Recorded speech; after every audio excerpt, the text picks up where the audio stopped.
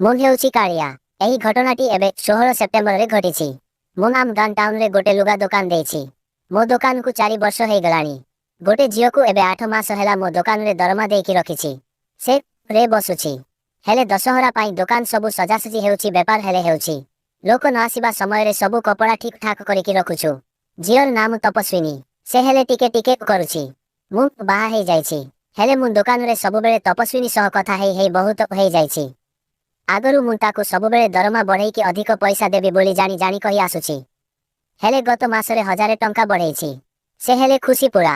ମୋ ବୟସ 35 ହେବ, ହେଲେ ଝିଅଟାର ବୟସ 23 ହେବ। ମୁଁ କିନ୍ତୁ ବେପାର କରିବା ସମୟରେ ପୂର୍ବରୁ ତା ଦୁଧକୁ ଆଉ ବିଆକୁ ଅନୁମାନ କରି ଆସୁଥାଏ। ହାତରେ ଧରିଲେ କେମିତି କୋମଳ ଲାଗିବ। ମୋ ଇଚ୍ଛା ଖାଲି ତାର ଅଗିହା ବିଆରେ ନାକକୁ ନେଇକି ପୁରେଇକି ଶୁଙ୍ଘିବାକୁ। ମୁଁ ବେଳେ ବେଳେ ତା ପାଖରେ ଠିଆ ହେଇକି ତା ଗାଣ୍ଡିରେ ମୋ ବାଣ୍ଡକୁ ଛୁଆଣିଲା ଭଳି ଘଷେ। ସେ ବି ଜାଣି ପାରୁଥିବ ଯେ ମୋ ମାଲିକ ଦିନେ ନା ମୋତେ ଗେହିବ, ଆଉ ତାପରେ ଯାଇକି ମୋ ଦରମା ବଢ଼େଇବ। ମୁଁ ହେଲେ 1000 ବଢ଼େଇ ଦେଇଛି, ଥରେ ଗେହି ସାରିଲେ ଜାଣି ହେଇଯିବ ଆଗରୁ ଗେହା ଖାଇଛି କି ନାହିଁ।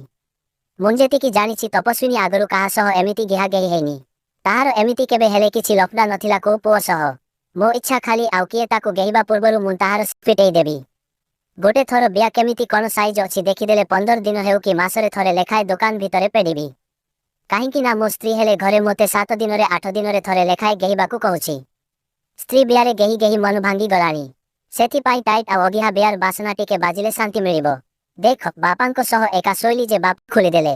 ଠିକ୍ ଯେଉଁ ସମୟରେ ଦୋକାନରେ କେହି ନଥିଲେ, ମୁଁ ତାକୁ କହିଲି, ତପସ୍ୱିନୀ ଟିକେ ଆସିଲ। ସେ କହିଲା, କ'ଣ ହେଇଛି? ମୁଁ କହିଲି, ଶୁଣୁ ଟିକେ, କିଛି ନାହିଁ। ସେ ସେଇଠୁ ଆସିଲା। ମୁଁ କହିଲି, ଟିକେ ଦେହଟା ଭଲ ଲାଗୁନି, ଆସୁନ ଭିତରକୁ। ତପସ୍ୱିନୀ କହିଲା, କ'ଣ ହେଇଛି? ପଳେଇ ଯିବେ କି ଘରକୁ? ମୁଁ କହିଲି, ଆରେ ନାଇଁ, ଦଶହରା ସମୟ ପରା ଯାଇ ହେବନି। ମୁଁ ତା କାନ୍ଧକୁ ଗୋଟେ ହାତରେ ଧରିକି କହିଲି, ଆସୁନ ଟିକେ ଖାଲି ଉପରେ ଉପରେ। ତପସ୍ୱିନୀ କହିଲା, ନାଇଁ, ଆଜି ନାଇଁ। ମୁଁ କହିଲି କ'ଣ ପ୍ରୋବ୍ଲେମ୍ ଅଛି କି? ତାପରେ କହିଲି, କିଛି ଭୟ ନାହିଁ, ଖାଲି ଟିକେ ଉପରେ ଉପରେ। ସଙ୍ଗେ ସଙ୍ଗେ ହେଇଯିବ। ଦରମା ମୁଁ ତୁମର ଆହୁରି ଅଧିକ କରିଦେବି। ଟିକେ ଉପରେ ଉପରେ ଖାଲି ଲଗେଇକି ବାହାର କରିଦେବି।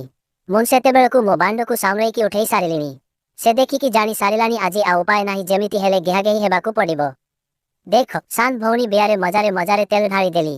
ସେ ଖାଲି ନାଇଁ ଥାଉ, ଆଜି ଆଉ କେବେ ଟିକେ ହଲକା ହାଲକା, କିଛି ହେବନି କହିକି ମୁଁ ଏମିତି କହିକି ତାହାର ଡ୍ରେସ୍ ଉପରେ ବିଆକୁ ଆଉଁସି ଚାଲିଥାଏ। ସେ ମୋ ହାତ ଧରିକି ବାହାରକୁ ଟାଣିଲା ଭଳି କରୁଥାଏ। ତାପରେ ମୁଁ ଠିଆ ଠିଆ ଗୋଡ଼ରେ ଜାପିକି ତାହାର ରେଗିଂ ଡୋରି ଖୋଲିକି ଚଡ଼ିରେ ହାତ ପସେଇ ଦେଲି। ମୋତେ ହାତକୁ କାଗଜ କାଗଜ ଲାଗିଲା। ଦେଖିଲା ବେଳକୁ ସେ ପିନ୍ଧିଥିବା ଚଡ଼ି ଭିତରେ ପାଉଁରୁଟିଟା ଲଗେଇଛି ସେଇ। ମୁଁ କହିଲି, ଟିକେ ଏଇଟା ଖୋଲି ଦବ କି? ଆରେ ଆମ ଦୋକାନରୁ ନୂଆ 2 ପ୍ୟାକେଟ୍ ନେଇଯିବ ଗଲା ବେଳକୁ। ମୁଁ କହିଲି, ଟିକେ ଧୋଇ ଦିଅ, ଭଲ ଲାଗିବ। ଭିତରକୁ ଠେଲିକି ପଠେଇଲି। ସେ ଧୋଇ ହେଇକି ଆସିବା ଭିତରେ ମୁଁ ବାହାର ଆଡ଼ୁ ଟିକେ ଯାଇକି ବୁଲିକି ଆସିଲି ହେରି। ଦୋକାନକୁ ହେଲେ କେହି ଆସୁ ନଥିଲେ ସେଦିନ, ଦଶହରା କାମ ହେଉଛି ବୋଲି ଭାବିକି। ତପସ୍ୱିନୀ। ତାପରେ ସେ ଟିକେ ପାଇଖାନାରୁ ବାହାରିବା ଲେଟ୍ କଲା, ସେଥିପାଇଁ ମୁଁ ଯାଇକି ବାହାରୁ ଡାକିଲି। ତପସ୍ୱିନୀ ସରିଲା। ମୁଁ କହିଲି, ଖୋଲ। ସେ କହିଲା, ଆସୁଛି ଟିକେ। ମୁଁ କହିଲି, ଖୋଲୁନ, କବାଟ ଖୋଲ, କିଛି ଭୟ ନାହିଁ। ସେ ସେଇଠୁ ଖୋଲିଲା। ସେ ବାହାରିକି ଆସିଲା ଭିତରେ ମୁଁ ମୋର ଟିଙ୍ଗେଇକି ଚଡ଼ି ଭିତରେ ରଖିଛି। ସେ ଦେଖିକି ଭୟ କରିଗଲା ବୋଧେ, କହିଲା, କିଛି ପ୍ରୋବ୍ଲେମ୍ ହେବନି ତ? ମୁଁ କହିଲି, ନାଇଁ, କିଛି ହେବନି, ଉପରେ ଉପରେ ଖାଲି, ଭଲ ନ ଲାଗିଲେ ବନ୍ଦ କରିଦେବା। ଦୋକାନ ଖୋଲା ଅଛି। ମୁଁ ଭିତରର ଗୋଟେ ଡୋର ବନ୍ଦ କରି ଦେଇଥିଲି। ତାପରେ ଭିତର ଲାଇଟ୍ ବନ୍ଦ କରିକି ତଳେ ଶୁଆଇଦେଲି। ଲେଗିଂ ପୁଟିଆ ଯାଏ ଜଲଦି ଖସେଇକି ଚଡ଼ିକୁ ତଳକୁ ଖସେଇଲି। ବିଆ କିନ୍ତୁ ହେଇକି ଥିଲା। ସଙ୍ଗେ ସଙ୍ଗେ ବିଆକୁ ପୁଣି ଧୋଇକି ସଫା କରିକି ନେଇକି ଆସିଛି। ବିଆର ଭାଙ୍ଗ ଦେଖିକି ମୁଁ ସଙ୍ଗେ ସଙ୍ଗେ ଜାଣିଦେଲି ଯେ ତପସ୍ୱିନୀକୁ ଆଗରୁ କେହି ଗେହି ନାହାନ୍ତି।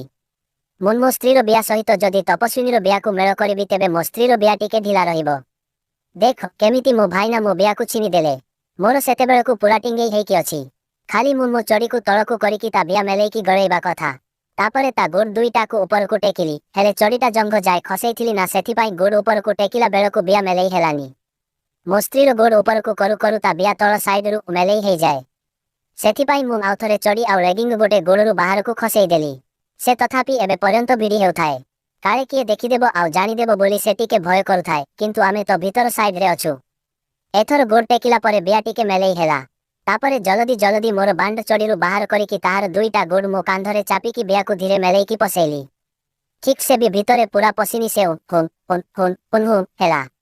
ମୁଁ କହିଲି, ଉପରେ ଉପରେ କରୁଛି, କିଛି ହେବନି। ମୁଁ ଟିକେ ବେଧୁଆ ଆଗରୁ ଆମ ଗାଁରେ ବି ଗୋଟେ ଝିଅକୁ କ୍ୟାସେଟ୍ ଦେଇକି ଗେହିଛି। ଆଉ ମୁଁ ହଲେଇ ହଲେଇ ମୋର ପୁରା ପାକଳ କରିକି ରଖିଛି। ମୁଁ ଜାଣିଥିଲି ତପସ୍ୱିନୀର ବିଆ ସମ୍ଭାଳି ପାରିବନି। କାହିଁକିନା ମୋ ସ୍ତ୍ରୀ ମଧ୍ୟ ଗେଗେଇ ହେଲାବେଳେ ମଝିରେ ମଝିରେ କହୁଛି, ନାଇଁ ନାଇଁ ନାଇଁ, ବାହାର କର କହିକି ମୋତେ ପଛକୁ ଠେଲି ପକାଏ। ବିଆରେ ତେଲ ପକେଇବାକୁ ପଡ଼ିଲା। ମୁଁ ଟିକେ ବିୟାକୁ ଭଲସେ ମେଲେଇକି ତଳମୁହାଁ କରିକି ପଶେଇଲି। ମୋ ବାଣ୍ଡର ମୁଣ୍ଡି ପୁରା ତା ବିୟାରେ ରଗଡ଼ି ହେଇଗଲା। ସଙ୍ଗେ ସଙ୍ଗେ କହିଲା ଧୀରେ। ମୁଁ ସେଇଠୁ ବାହାର କରିକି ଛେପ ଲଗେଇକି ଆଉ ଥରେ ପୁରେଇଲି ସେମିତି ଏକା। ସେ ବିଲକୁଲ ସମ୍ଭାଳି ପାରୁନି, ଖାଲି ନାଇଁ ମୁଁ କହିଲି ଅସନା ଲାଗୁଛି କି କୁହ? ସେ କହିଲା କାଟୁଛି। ମୁଁ ସେଇଠୁ ଆଙ୍ଗୁଠି ପୁରେଇକି ଦେଖିଲି କେତିକି ଯାଉଛି ବୋଲି, ତଥାପି କାଟୁଛି ହେଲା। ମୁଁ ସେଇଠୁ ଭିତରକୁ ଯାଇକି ତେଲ ଥିଲା ନେଇକି ଆସିଲି। ଆସିଲା ବେଳକୁ ସେ ଠିଆ ହେଇକି ଚଡ଼ି ଉପରକୁ ଟେକି ଲାଗିଛି। ମୁଁ କହିଲି ଆଉ ଟିକେ ଜମା କଷ୍ଟ ହେବନି। ଦେଖ, ଦଶମ ଶ୍ରେଣୀ ଝିଅକୁ ଗଣେଶ ମେଢ଼ ସାଇଡରେ ଗେହିଲି। ସେଇଠୁ କୁଣ୍ଢେଇକି ଜାଣି ଜାଣି ତଳେ ଜବରଦସ୍ତି ଶୁଆଇଲି, ଚଡ଼ି ପୁରା ଟାଣିକି ଖସେଇଲି। ବିୟାକୁ ମେଲେଇକି ତେଲ ବିୟା ଭିତର କଣାରେ ଢାଳିକି ଆଉ କରିଲିନି। ସିଧା କାଟିଲେ ଟିକେ କାଟିବ ମନେ ମନେ ଭାବିକି ପୁରା ଠେଲିକି ପଶେଇଲି। ସେ ସଙ୍ଗେ ସଙ୍ଗେ ହେଇ ଚାଲିଲା। ମୁଁ କିଛି ହେବନି କହି କହି ପୁରା 5 ମିନିଟ୍ ଯାଏ ଗେହି ଚାଲିଲି। ଗେହିବା ସମୟରେ ଭିତରେ ହାତ ପଶେଇକି ଦୁଧକୁ ଚିପି ପକାଏ। ଧୀରେ ଧୀରେ ତାକୁ ହେଲେ ମଜା ଆସିଗଲା। ମୁଁ ଜାଣିଥିଲି ଟାଇମ୍ ଟିକେ ହେଇ ସାରିଲା ପରେ ଝିଅକୁ ଭଲ ଲାଗିବ। ଧୀରେ ଧୀରେ ସେ ହେଲେ ତାହାର ବିୟାକୁ ଟିଙ୍ଗେଇଲା ଭଳିଆ করে ଗୋଡ଼କୁ ଜାପିଲା ଭଳି କରି ଚାଲିଲା। ମୁଁ ଜାଣିଦେଲି ଯେ ଏବେ ତାକୁ ହେଲେ ଦରକାର ହେଇଗଲା। ମୁଁ ବାଣ୍ଡକୁ ଜାଣିକି ବାହାର କରିକି ତାହାର ଗାଣ୍ଡି ଭିତରେ ଥରେ ଦବେଇକି ଭର୍ତ୍ତି କରିଲି। ସେ ସଙ୍ଗେ ସଙ୍ଗେ କହିଲା ନାଇଁ, ସିଆଡ଼େ ନାଇଁ, କାଟୁଛି। ମୋର ସହଜରେ ବାହାରିବନି ମୁଁ ଜାଣିଛି। ସେଥିପାଇଁ ତାହାର ଗୋଡ଼ ଦୁଇଟା ଉପରକୁ ଟେକିକି ବିୟା କଣାରେ 10 ମିନିଟ୍ ଆହୁରି ଗେହିଲି। ଦୋକାନକୁ ଲୋକ ଆସିକି ଫେରିକି ପଳେଇଲେଣି, କିନ୍ତୁ ଏଭଳି ମାଲ ଆଉ ସହଜରେ ମିଳିବନି, ସେଥିପାଇଁ ଗେହି ଚାଲିଲି। ଚାରିଆଡ଼େ ତେଲ ତେଲ ହେଇଗଲାଣି। ବିୟା ହେଲେ ନଳୁଆ ନାଳୁଆ ହେଇଗଲାଣି। ମୋର ପାଣି ବାହାରିବ କଣ? ଝିଅର ପାଣି ବାହାରିଗଲା।